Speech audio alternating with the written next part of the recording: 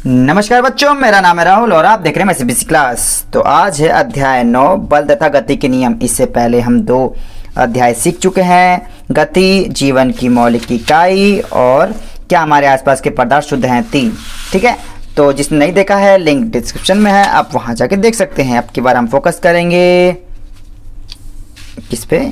हाँ, बल तथा गति के नियम पर। ठीक है, तो चलिए आपकी सपोर्ट मटेरियल देखते हैं। ये बल तथा गति के नियम कहाँ से कहाँ तक में आया था। ये आपका अध्याय 9 है, बल तथा गति के नियम, वर्कशीट 38 से 43 में। ठीक है, आपको थोड़ी सी मदद मिल जाएगी। ये 500 का लाइक का टारगेट दिया था पहले तो बहुत सारे लाइक्स आते थे, अब लाइक्स कम ही हो गई है। क्यों? लाइक काफ़ी महंगी हो गई है ना, इसी वजह से आप लोग खरीद नहीं पा रहे हो और सर को दे नहीं पा रहे हो। कोई बात नहीं, हम आपके लिए तो काम करते रहेंगे फिर भी। तो वर्कशीट 38 से 43 देख सकते हो, बल गति के नियम। ठीक है, क्वेश्चन शुरू करते हैं। सबसे पहले है आपका इसमें बल एवं गति। बल एवं गति, तो आपके सपोर्ट मटेरियल से बताता हूँ। सपोर्ट मटेरियल में ये है आपका, इस प्रकार से क्वेश्चन आ सकता है। बल किसे कहते हैं? या किसी कार्य करने में मदद करता है, या किसी कार्य करने में मदद करता है, उसे हम बल कहते हैं। किसी भी कार्य करने के लिए या तो उसमें हमें वस्तु खींचनी पड़ती है या धकेलनी पड़ती है। इसी खींचने धकेलने को ही हम बल कहते हैं। उदाहरण के लिए दरवाजे को खोलने के लिए या तो दरवाजा खींचा जाता है या धकेला जाता है या लात मारी जाती है अलमारी में, कि किसी भी दराज को खोलने के लिए खींचना पड़ता है और बंद करने के लिए धकेलना पड़ता है। इसी को हम बल कहते हैं। जो इस कार्य करने के लिए जो लगती है चीज़ें, इसी को हम बल कहते हैं। वर्ष नंबर आपकी 38 में यहाँ दिखाया गया है बल क्या क्या कार्य कर सकता है, उदाहरण सहित लिखिए। इस प्रकार क्वेश्चन आपसे पूछे जा सकते हैं।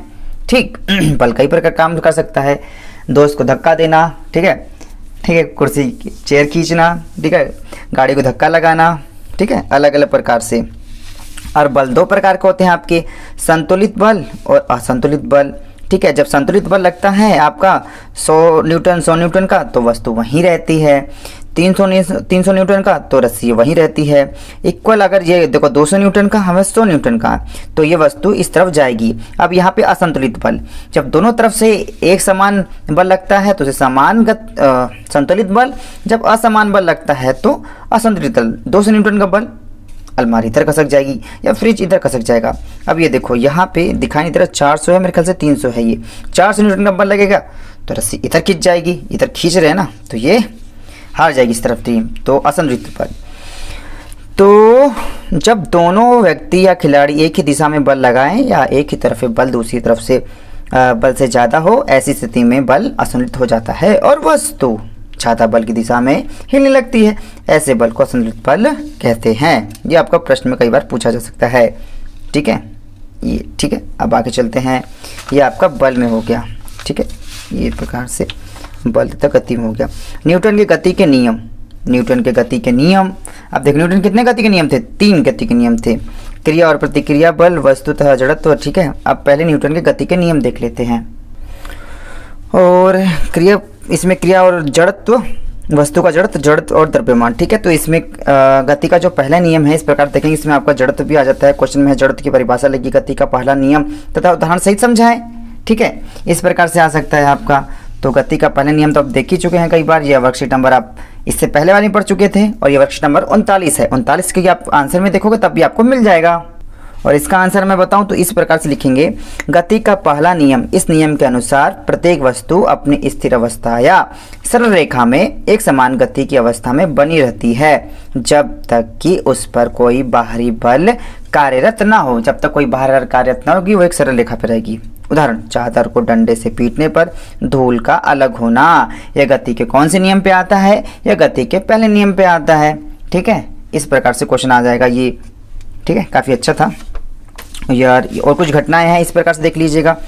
पेड़ की शाखा व तीव्रता हिलने की कौन सी गति का नियम में आता है? आपके न्यूटन के पहले गति के नियम में। गाड़ी की अवस्था में परिवर्तन में सवारियों को आगे झुकना, आगे गिर जाना, काली या चादर डंडे से पीटना, कप में प्लेट में कप को रखने के लिए खांचा बनाना, मिस्त्री हथौड़ी को उल्टा ठोकना इत्यादि। ठीक है, ये आपके गति के पहले नियम के अनुसार घटनाएं हैं। और कई बार इस प्रकार से प्रश्न पूछा जाता है, कौन से गति के नियम से अनुसार कार्य कर रहा है।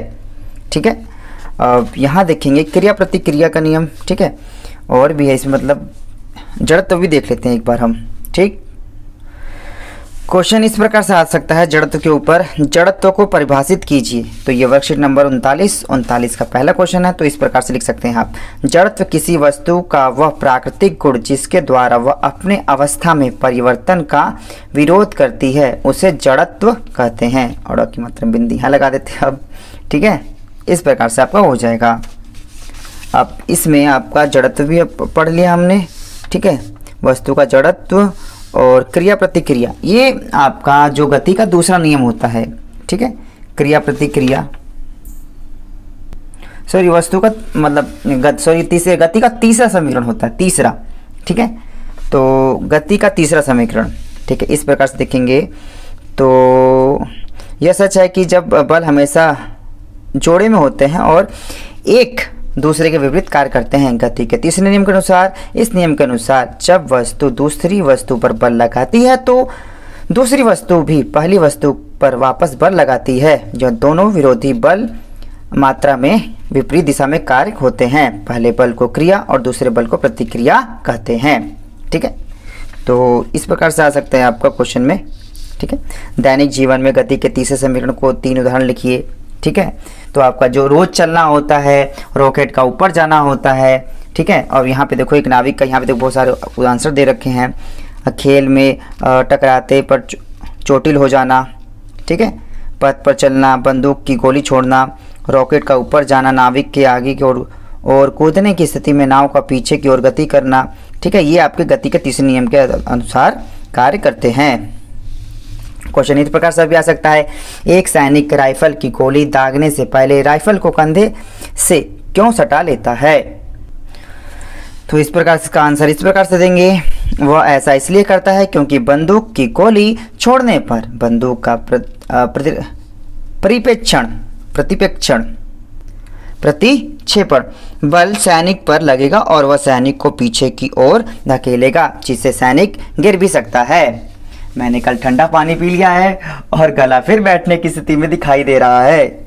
मुझे थोड़ा ध्यान रखना होगा क्योंकि आप कल लोगों का भी पेपर चल रहा है, ठीक है। शायद मेरी आवाज़ थोड़ी बहुत आप लोगों को भारी लग रही है कि नहीं लग रही, कमेंट करके जरूर बताइएगा, ठीक है। फिलहाल आप लोग अपनी पढ़ाई पर ध्यान दें तो ज़्यादा अच्छा रहेगा, ठीक है।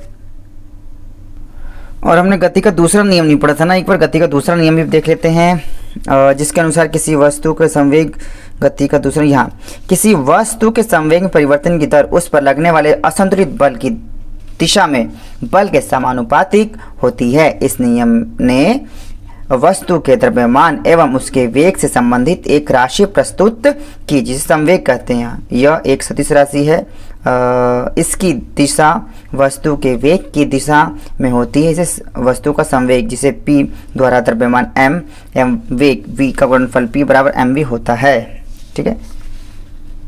तो क्वेश्चन इस प्रकार से भी आ सकता है। तो कोई ये रहा गति के द्वितीय नियम का गणितीय रूप में परिकलन कीजिए।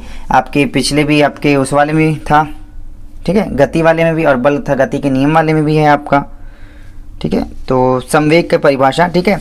तो आज की इस वीडियो में इतना ही रहेगा। तो जो बाकी चीज़ें हैं, ठीक है, जो बाकी चीज़ें संवेग तो हो गया, मैं दोबारा से संवेग, बल, त्वरण संवेग, संरक्षण दूसरी वीडियो में लेके आऊँगा, ठीक है। तो वीडियो ज़्यादा बड़ी हो जाती है तो बच्चे उसे भी देखना पसंद नहीं करते। तो बल तथा गति के नियम का पार्ट 2 मैं जल्दी लेके आऊँगा। और वीडियो को ज़्यादा बड़ी हो जाती है, इसे अपलोड करने में भी समस्या आती है, ठीक। तब तक आप इसकी प्रैक्टिस करते रहिए। और हाँ, वीडियो अच्छी लगे तो लाइक कर दीजिए और एक कमेंट प्यारा प्यारा करते रहिए, जिससे मुझे पढ़ने से काफ़ी अच्छा मिलता है। जब थोड़ा बहुत समय मिलता है तो मैं आपके प्यारे प्यारे कमेंट पढ़ने लग जाता हूँ। हाँ, थोड़ा खासा कम टाइम होता है जिससे मैं उसका रिप्लाई नहीं दे पाता, बहुत ही कम बच्चों का रिप्लाई दे पाता हूँ, लेकिन आपके प्यारे प्यारे कमेंट पढ़ के काफ़ी अच्छा लगता है और लाइक देते हैं वीडियो को तो इससे और मोटिवेशन मिलता है, ठीक है। तो माय से बेसिक क्लास इस वीडियो को देखने के लिए धन्यवाद। जय हिंद, जय भारत।